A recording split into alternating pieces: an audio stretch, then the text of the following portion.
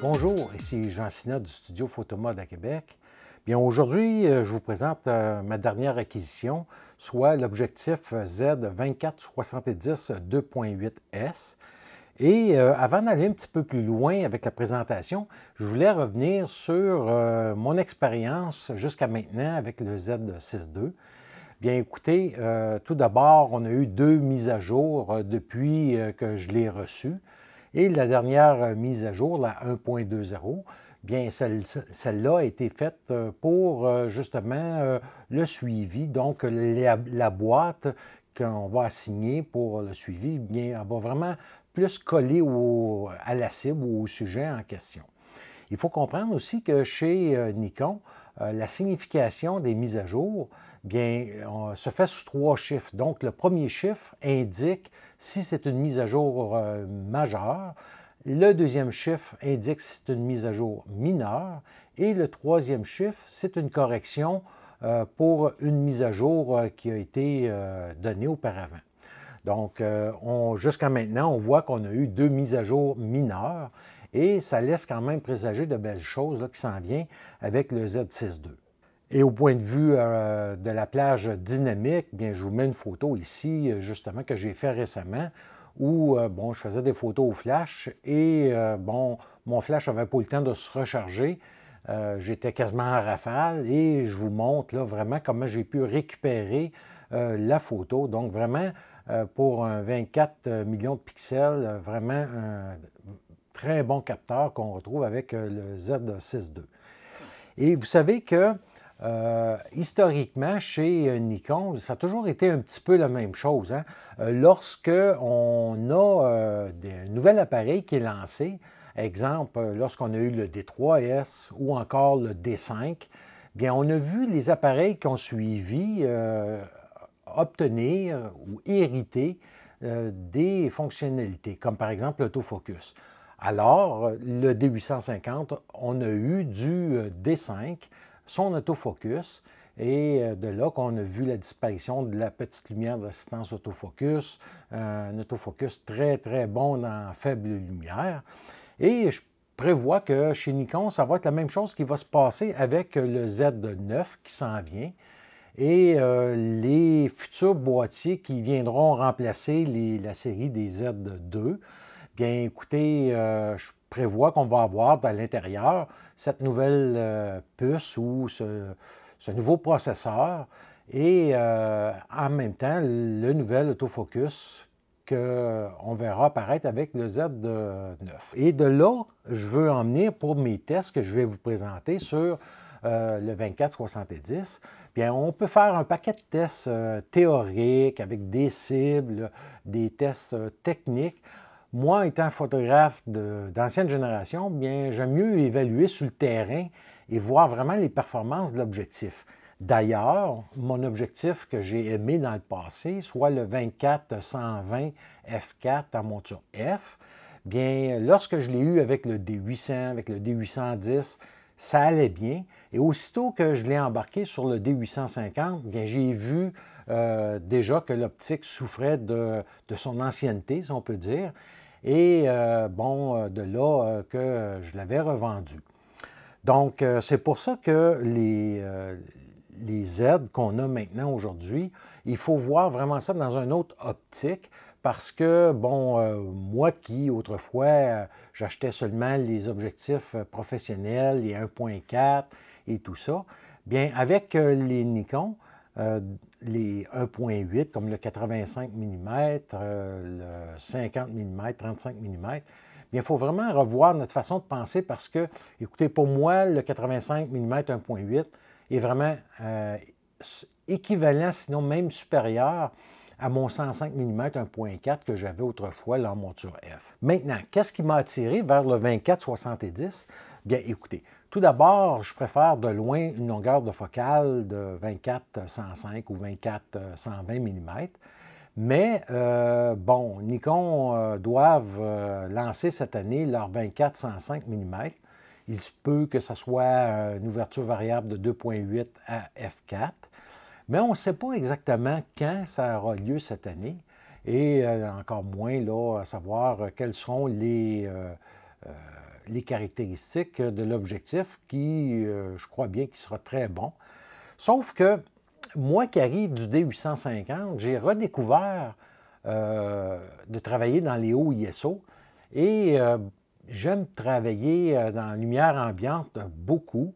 Et je me disais, bon, l'ouverture F4, ça pourra me limiter. Donc, finalement, après avoir parcouru sur Internet, bon, certains reviews, les commentaires sur le 24-70, bien, je me suis dit, je vais sacrifier la longueur de focale entre 70 et 105 pour avoir une ouverture beaucoup plus lumineuse que F4. Et c'est pour ça que je suis allé chercher le 24-70 que j'avais même pas essayé, que j'avais à peine vu.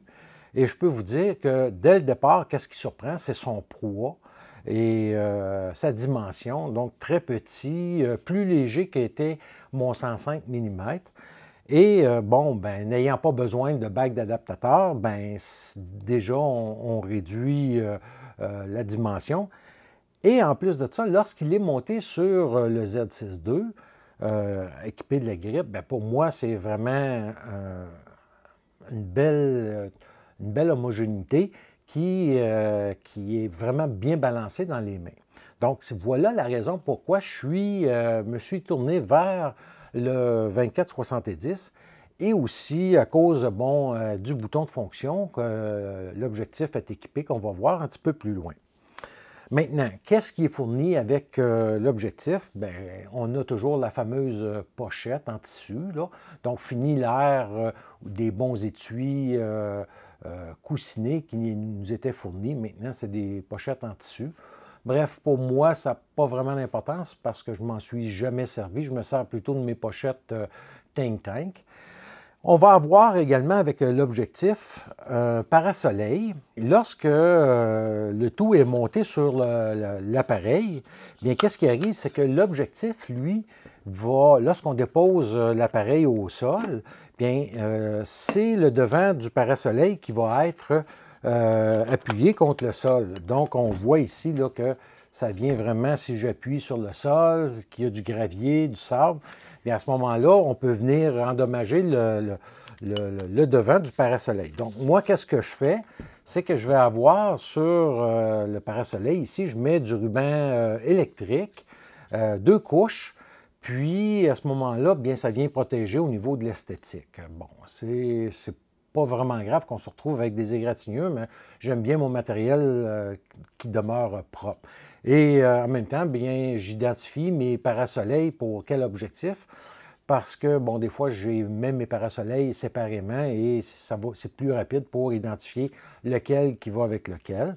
Et le parasoleil est équipé d'un bouton poussoir pour venir le verrouiller en place. Donc, il n'y a pas de danger lorsqu'on monte le parasoleil de le perdre là, à cause qu'il s'est seulement clippé. Je crois que ça, Nikon devrait vraiment mettre l'emphase sur tout le parasoleil avec ce mécanisme de verrouillage-là, là, parce que c'est vraiment un plus et de toute façon, on voit là, que ça ne doit pas coûter très cher là, de fabriquer ce genre de verrouillage-là. Donc, au point de vue fiche technique, bien, écoutez, on va avoir une dimension pour les filtres de 82 mm, une ouverture constante de 2.8. L'objectif est tropicalisé, donc vraiment, on peut aller sous la pluie, sous la neige, sans avoir crainte d'infiltration d'eau.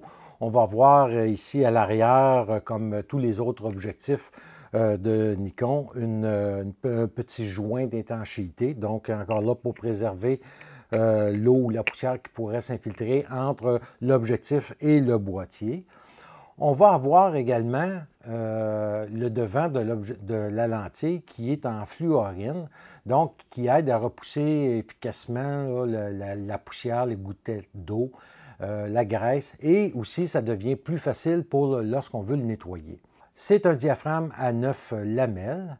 Son poids est de 805 grammes. Et en dernier lieu, bien écoutez, moi je vous conseille toujours de mettre un filtre de protection. Il y a plusieurs écoles de pensée, comme je vous ai déjà dit dans le passé. Personnellement, un bon filtre de protection traité multicouche, bien pour moi c'est vraiment un plus. En moyenne, avec mes objectifs que j'utilise le plus à chaque année, j'en passe un parce que, bon, soit que je l'ai gratigné ou encore des fois dans la forêt, je m'en vais, puis bon, des branches viennent frapper le devant de l'objectif. On a beau avoir le parasoleil qui peut venir protéger jusqu'à un certain point, mais je préfère avoir un filtre de protection neutre. Et faites attention, si vous allez pour en chercher un, deux choses, comme je vous disais, qui soit traité multicouche et un profil mince, parce qu'à 24 mm, si on a un filtre qui est épais, bien on risque de voir apparaître du vignettage dans les coins de la photo lorsqu'on est à petite ouverture à 24 mm. Pour ce qui est de la présentation extérieure, bien écoutez, on va avoir trois bagues. Donc, on a notre bague de zoom. Ensuite de ça, on va avoir notre bague ici de mise au point et une bague de programmation. Et la bague de programmation, bien écoutez, pour moi, c'est vraiment un plus. Seulement ça, pour moi, de passer au sans miroir, ça en vaut le coup.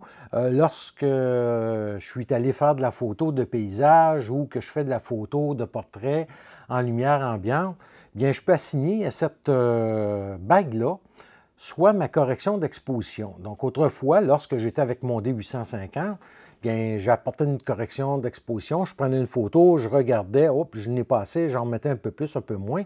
Maintenant, avec ça, on voit directement dans le viseur l'effet obtenu et c'est vraiment fabuleux. Et aussi, on peut assigner l'ISO.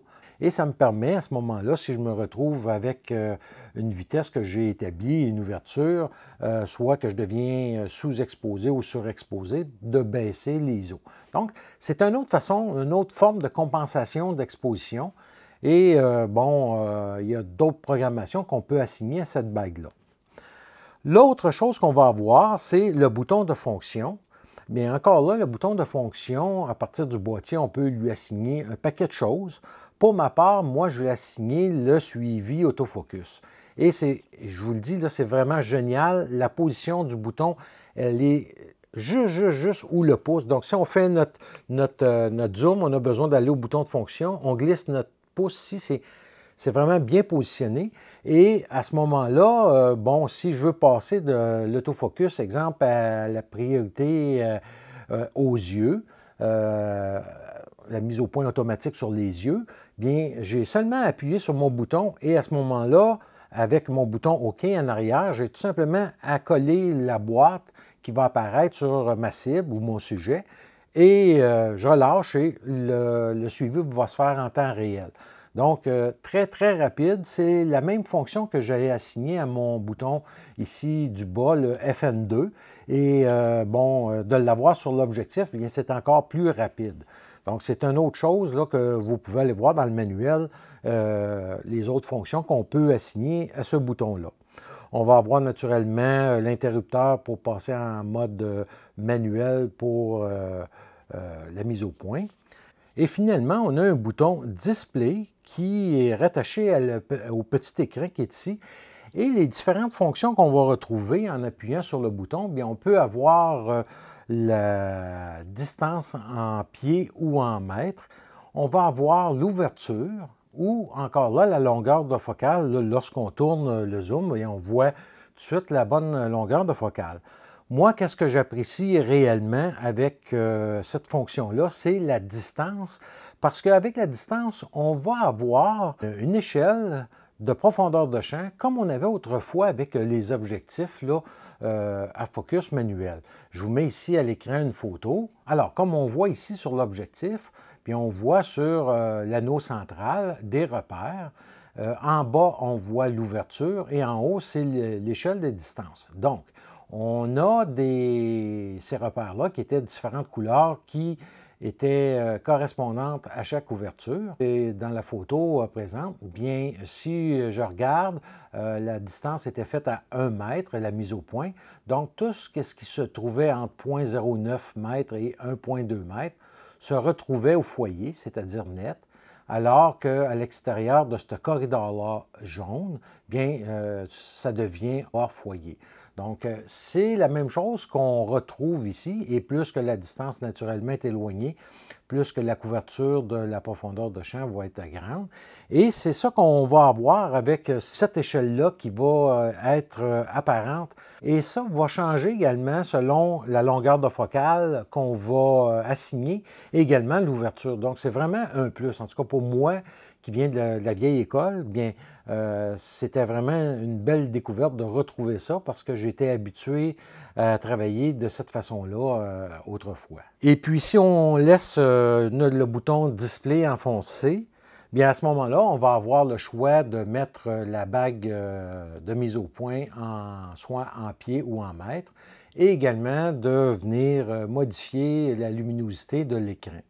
Donc, vraiment un plus de retrouver ce petit écran-là. Certains vont trouver ça un gadget.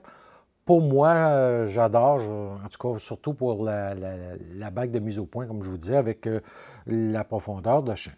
Maintenant, si on compare avec le 24-70 à monture F VR 2.8, bien, je l'utilisais auparavant avec mon Z6 II. Puis, ça fonctionnait très bien, j'avais aucun problème avec. Je pourrais dire que quelqu'un qui a encore un boîtier DSLR qui passe au système sans miroir et qui va avoir encore les deux systèmes et qui a le 24-70 VR, bien, ça vaut la peine de le conserver parce qu'il y a quand même une très bonne qualité là, sur le boîtier. Certes, c'est beaucoup plus gros, beaucoup plus lourd et encombrant, surtout lorsqu'on rajoute la bague d'adaptateur. Pour la suite des choses, bien, je vais vous montrer quelques photos que j'ai réalisées pour le bokeh, donc réalisées à 2.8 à différentes longueurs de focale pour vous illustrer le bokeh.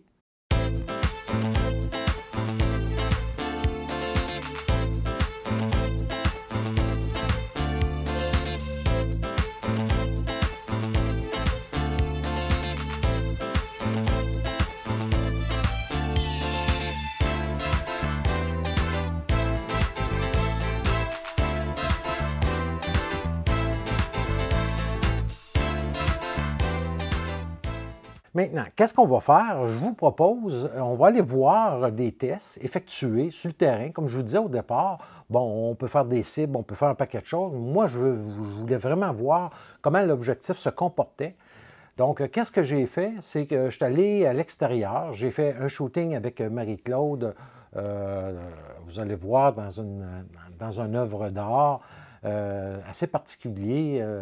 Et ensuite de ça, bon, j'ai utilisé le flash. On est allé à l'intérieur avec un flash également. Et finalement, par la suite, bien, je suis allé faire de la photo de paysage. Donc, on regarde ça et on revient ensemble par la suite. Nous voilà sur la promenade Champlain à Québec. Je suis avec Marie-Claude et on va commencer à tester le 24-70 2.8. Ici, en arrière, on a une œuvre d'art. On va aller à l'intérieur et par la suite, on va se déplacer. Je vais travailler avec le flash et aussi en lumière ambiante. Donc, on est à l'intérieur de l'œuvre d'art. Comme vous allez voir, c'est quand même pas immense. Puis de là, l'avantage du 24-70. Et bon, je vais travailler au flash pour commencer.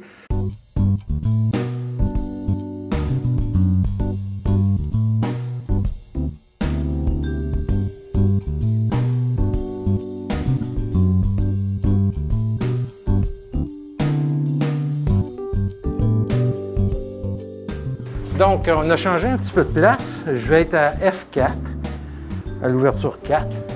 Puis, la vitesse, je suis à 1/200 de seconde. Comme là, on voit que Marie-Claude, comme j'ai expliqué tantôt, si elle recule la tête, on va voir qu'elle est au soleil. Fait que je vais lui faire avancer pour juste avoir de l'éclairage sur les cheveux.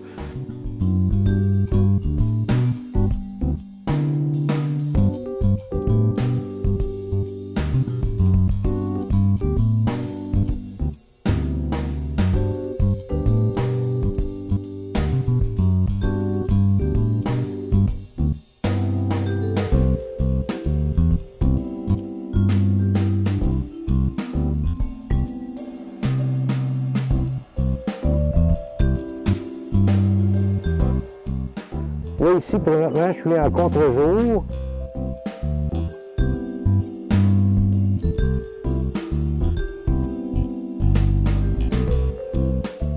C'est beau, on va le faire, mais au-dessus de ça, je vais illuminer ça ici.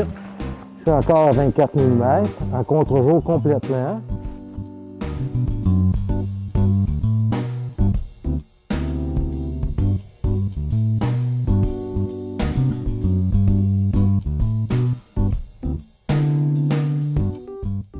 Donc ici, vu que Marie elle a une partie des jambes qui est au soleil, je vais augmenter ma vitesse parce que sinon les bas vont être surexposés. Donc je vais augmenter ma vitesse, passer en mode HSS.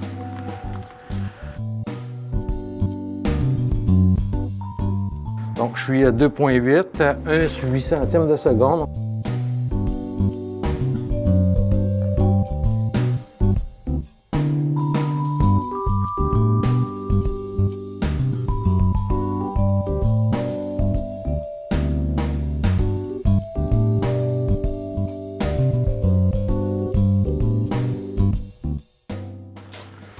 Là, on va en faire sur l'autre sens.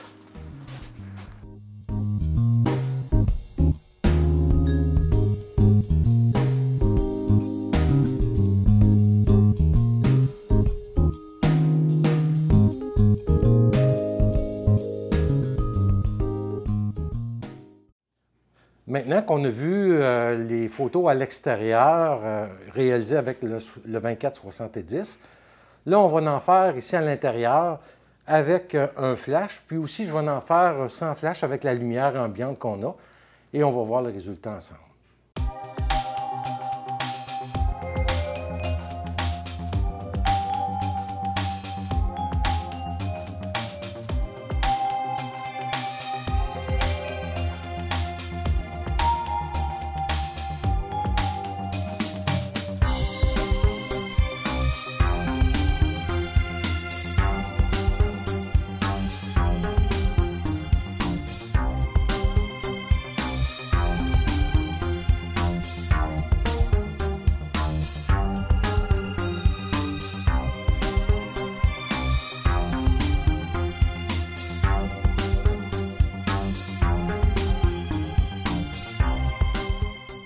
On se retrouve sur l'île d'Orléans, au couvent des Sœurs de la Charité. Donc, je vais faire des tests ici à différentes ouvertures et c'est un décor vraiment magnifique. L'été, c'est encore mieux parce qu'on est plein de fleurs, plein de feuilles.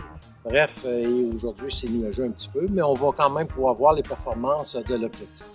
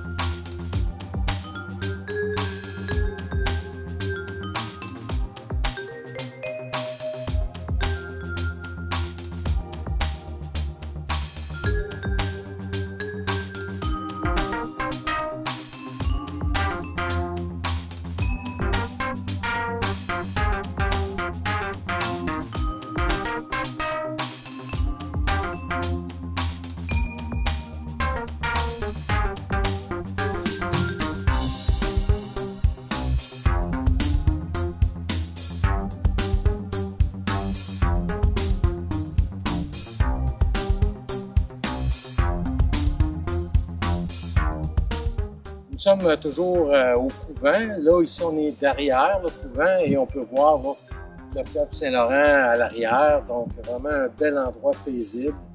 Puis, écoutez, si vous venez un jour dans la région, c'est à voir, mais il faut demeurer respectueux.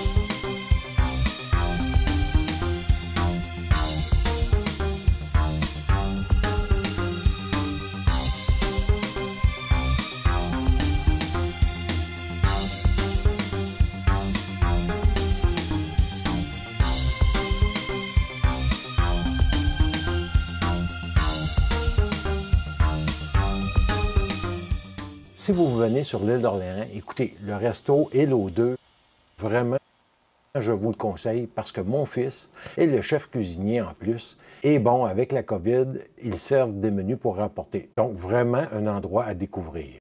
Donc, comme vous avez vu, écoutez, les photos sont exceptionnelles. Peu importe la longueur de focale qu'on se trouve, c'est net dès la pleine ouverture.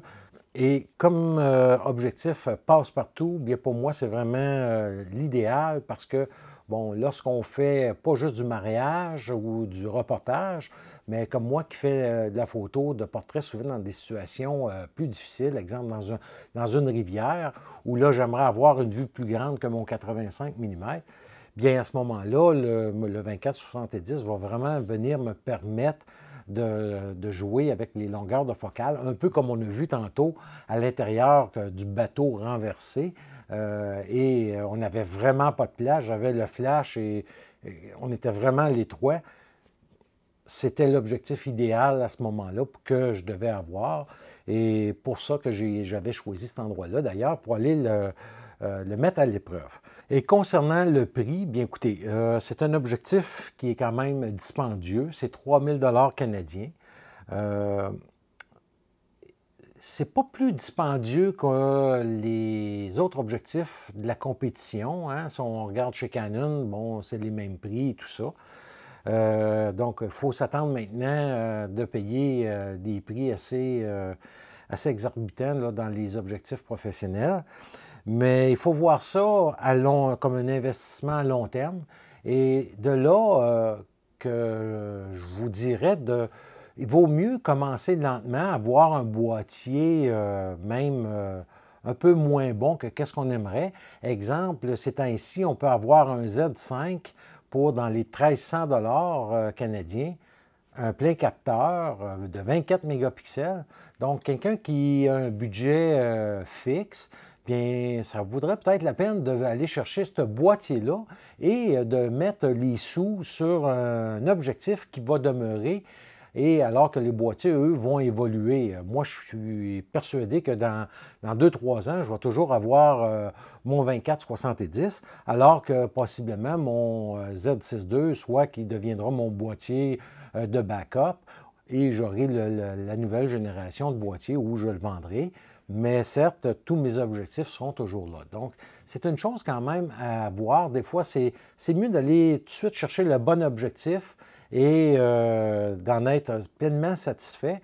Et soyez assurés que Nikon, présentement, développe les objectifs, pas juste pour un 24 mégapixels ou un 45 mégapixels, mais si dans le futur, on nous sort un 60, un 80 mégapixels, je suis persuadé qu'ils sont déjà construits pour venir assurer la qualité sur des capteurs d'autant de pixels qu'on pourrait retrouver dans le futur. Et pour ma part, bien écoutez, moi je me procure tout mon équipement chez L'Art Photo, dont mon 24-70 mm. Ils ont la livraison gratuite via Purolator avec tout achat de 50 $ et plus. Écoutez, moi j'ai appelé Julie le matin. L'après-midi, c'était déjà envoyé par Purolator et le lendemain, je l'avais. Donc, vraiment, très bon service. Et si vous avez quelque chose, vous pouvez les appeler. Pour moi, ça vaut de l'or, ils sont toujours là et ils prennent le temps. Et à ce sujet-là, bien écoutez, on vous réserve peut-être une surprise avec leur photo pour ce qui est des photographes dans la région de Québec. Mais bref, on viendra vous en dire un petit peu plus long. Là, on attend que les effets de la COVID se placent. Tout le monde sont en train de se faire vacciner présentement. Donc, sûrement qu'on va avoir une belle annonce à vous faire là, dans les prochaines semaines. Et d'ailleurs, je compte bien me rendre chez L'Or Photo pour tourner une capsule directement dans la boutique là, pour vous montrer un petit peu l'emplacement physique des lieux. Donc voilà pour le Z2470 2.8S. Vraiment un très bon objectif que je conseille fortement. Donc merci beaucoup et à bientôt.